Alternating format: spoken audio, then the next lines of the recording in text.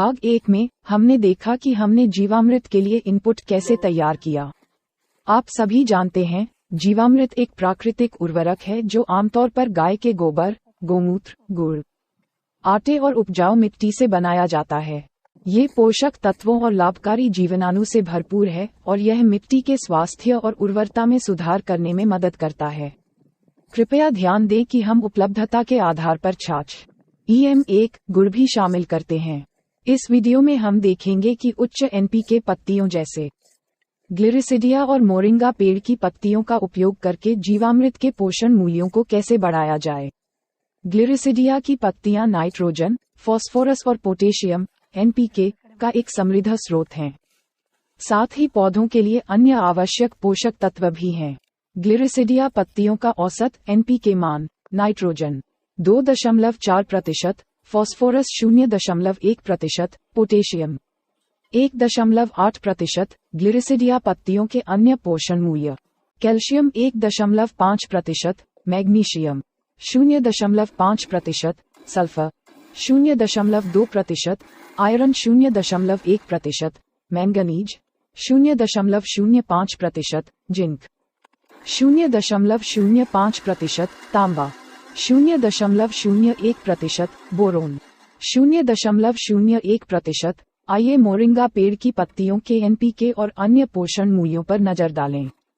Moringa पेड़ की पत्तियां भी पोषक तत्वों से भरपूर हैं और यहाँ मोरिंगा पेड़ की पत्तियों के NPK और अन्य पोषण मूल्यों का विवरण दिया गया है।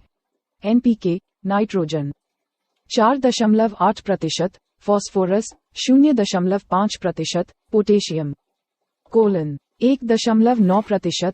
अन्य ट्रेस पोषक तत्व कैल्शियम, मैग्नीशियम और आयरन हैं। आपने देखा है कि हमने पहले से ही मूंगफली केक एक्स्ट्रा जैसे कुछ केक शामिल किए हैं, जो जीवामृत में विभिन्न पोषक तत्व जोड़ते हैं। यहाँ आपने देखा कि पत्तियां भी पोषक तत्वों से भरपूर होती हैं, जिन्हें आसानी से प्राप्त किया जा सकता है।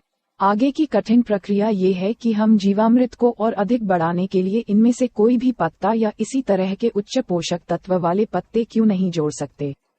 हाँ, हम प्रति 100 लीटर में लगभग 0.5 किलोग्राम से 1 किलोग्राम तक जोड़ सकते हैं।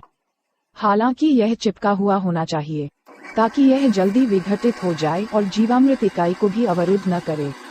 अगर इन्हें पीसना या मिक्सी में मिलाना संभव न हो तो कम से कम इन्हें इस्तेमाल करने से पहले बहुत छोटे छोटे टुकड़ों में काट लें। हम आमतौर पर मोरिंगा की पत्तियों का उपयोग करते हैं और कभी कभी ग्लिरिसिडिया की पत्तियों का भी उपयोग करते हैं। सिर्फ इन्हीं तक सीमित न रहें।